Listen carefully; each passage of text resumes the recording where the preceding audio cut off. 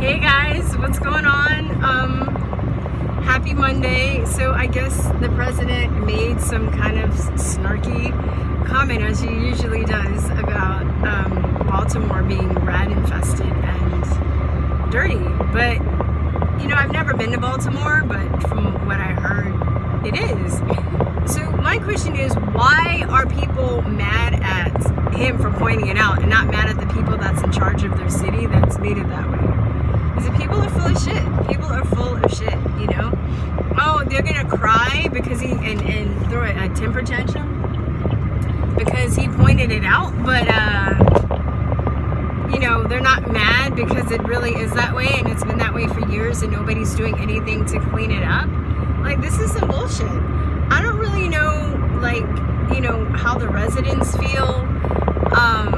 I wonder how they feel about it. I wonder if there are people that are critically thinking about the situation and being like, you know what, it is right. He is right about that. And you know what?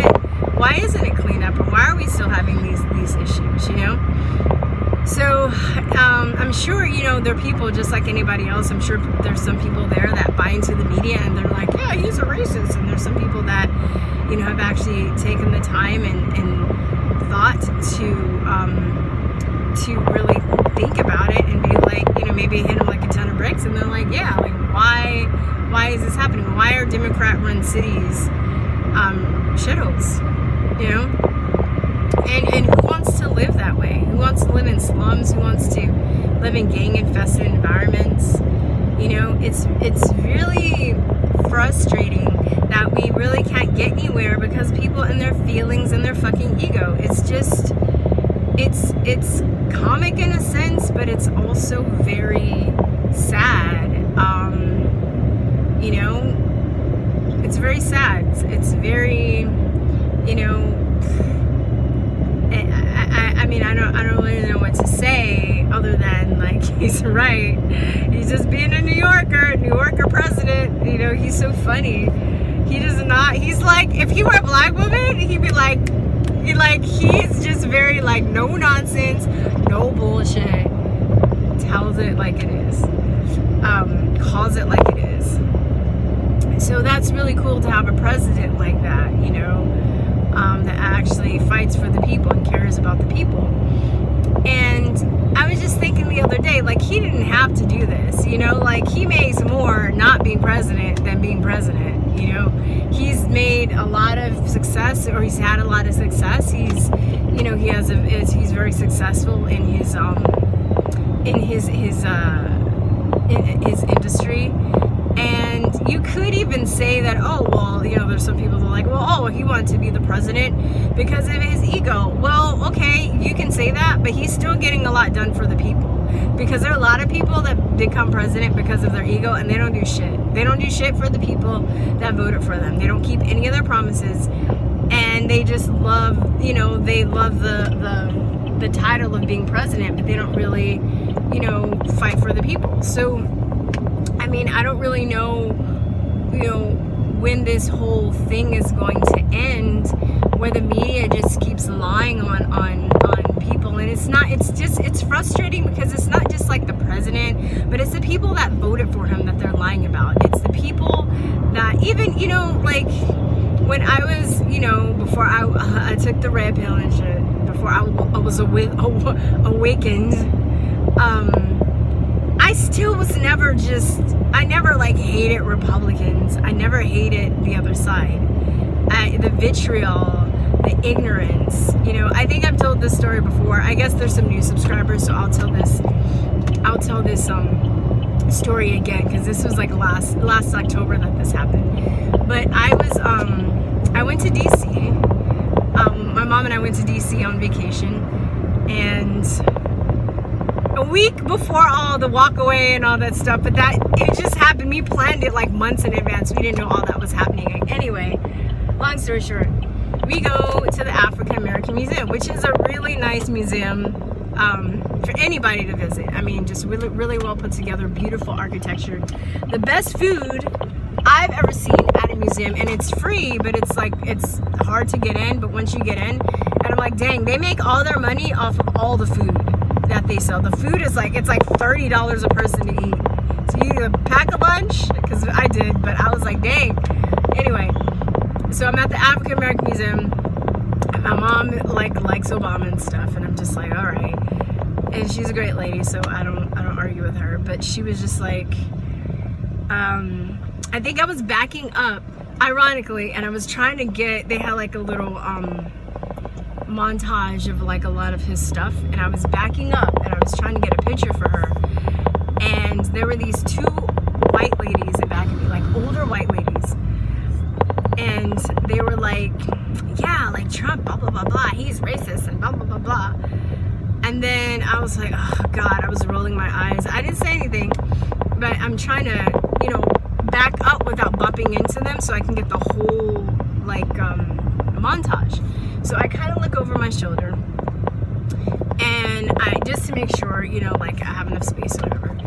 And one of the ladies was like, oh yeah, we're just talking about Trump and how racist he is. And I was like, yeah, I actually like him. I think that people are being over dramatic about the whole situation, and I'm probably going to vote for him 2020. And like their mouths, you know, like in the cartoons, when people's mouths like fall on the floor and they have to like sweep them up, like that's how big their mouths were. Not literally, but pretty much, right?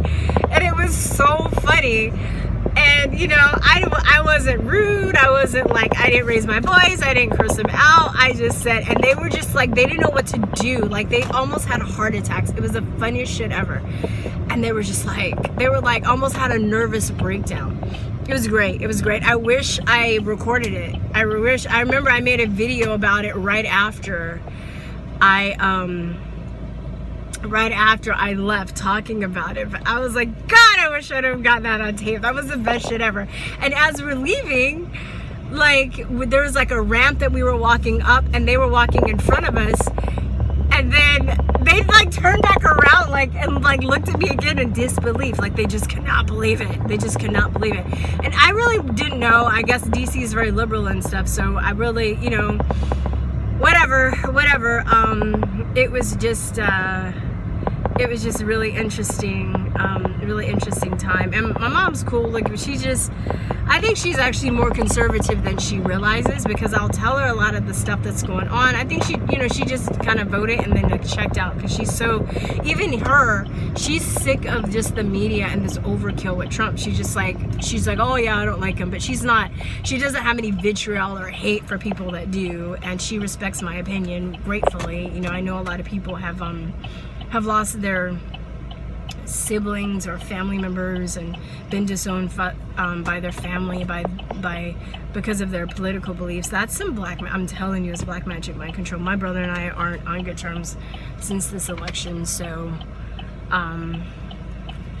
you know, he's like mentally or emotionally unstable when it comes to this situation. He can't like deal. But he went to Berkeley, so I mean, that's a whole nother video, brainwashed by Berkeley in itself. So I might elaborate more on that in the future. But and then we went to visit Trump Hotel, and I was just recording the elaborate like lobby, and it was beautiful. And I think it used to be like an old post office or something. It's gorgeous.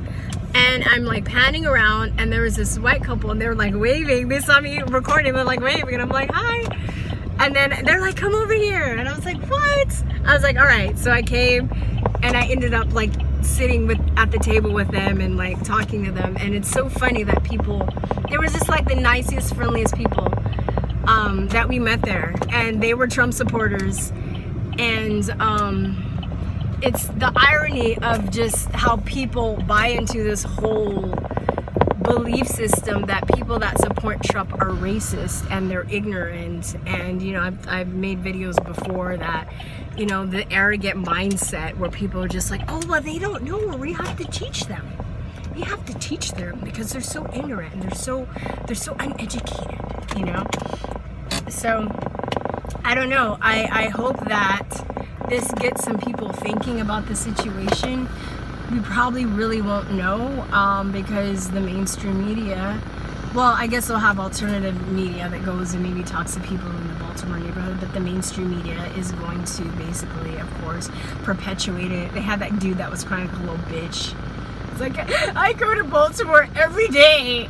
It's my hometown. Why are you crying about the comments and not the fact that your town is fucked up? Why? That's what you should be crying about. You should be crying about that because you got called out on it. It's like when people like, you know, they get bullied and shit, but they instigate stuff. They instigate their own bullying by being a jerk. And then somebody, like, you know, like they might like poke somebody and then somebody slaps the shit out of them and they're like, why did you slap me? Well, you poked me, you know? Right? It's like Trump didn't, like, I guess the guy was going after him and then the guy poked Trump and he slapped the shit out of him. Just like, you know, everybody wants to talk about like how mean he was to Rosie O'Donnell, but he didn't go after her until he went after his 10-year-old son. Who goes after a fucking kid? Who goes after 10-year-old kids? Monsters, that's who. And she's a fucking monster. Good for him. And I'm glad he had the balls to like, you know, stick up for, you know, go after his son, you know, and not be afraid of this whole like SJW. I used to say SWJ, SJW. You know, I'm a woman, hear me roar shit, where, you know, like women can say the most horrible, awful, evil things to men and then they retaliate and they're just like, you know, like emotionally castrated, right? I love men like that. Don't be like, I had this one dude, I'm rambling now, but I just had to tell the story. I had this one dude, I was out somewhere, we were talking, and then all of a sudden he was like, yeah, I apologize on behalf of all men for all of the stuff that we do. I was like, yeah, dude, no pussy for you. I didn't say that to him, but I was just like, I was so turned off. I threw up in my mouth a little bit. Like, I was just like, why are you apologizing for something that you didn't do? Why?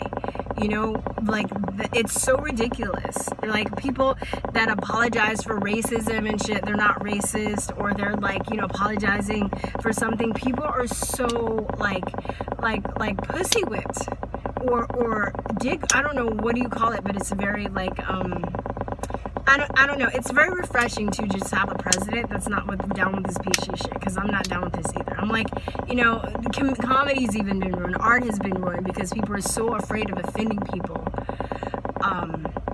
that, you know, we can't, and it's a way of stifling the status quo, because people can't talk about stuff. You can't get down to the nitty-gritty if you're not honest with each other. And if you're, you know, you're being censored, not just, you know, physically by, you know, like the tech companies, you know, shadow banning people and removing videos, but, you know, people are self-censoring because they're so afraid of offending people and they're so afraid of getting called out. And, you know, it's like, yeah. And one more thing before I let you guys go in relation to that. I'm anti-vaccine, by the way, so a lot of you new subscribers, if you're offended, you might as well subscribe now, because I'm about to like throw down some anti-vax videos in probably like a week or so. But with that said, there's a really good show. Some of my subscribers know this show, called Highwire, and it's on YouTube and other social media, and they specifically talk about the corruption in the medical industry, GMOs, all that stuff. And there's a guy who is a prosecutor, the district attorney in San Antonio, that actually came out and said that he knew that his son's autism was caused by vaccines. So he also had a friend who was a scientist that worked for Merck. And if you guys don't know, Merck is a pharmaceutical company, huge pharmaceutical company.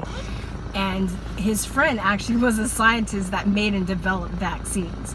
And he has 4 kids, and he has not vaccinated anyone. So think about this. As somebody that develops and makes vaccines, works at Merck, one of the top pharmaceutical companies in the world, and doesn't vaccinate his own kids, you have to wonder like, you know, what's going on. So basically on Highwire, they had him and the district attorney, and they had his friend, I think George was his name, on. And George was like, the host asked George, he was like, hey, you know, I went to my friend Nico LaHood, the prosecutor, when he had his kid, and I tried to lovingly tell him what I thought about vaccines and stuff, and he was like, yeah, man, thanks but no thanks, I'm still gonna vaccinate my kid. And now he totally regrets it. He was like, I know I didn't research, I know I didn't look into it. And he was like, what could he have done differently?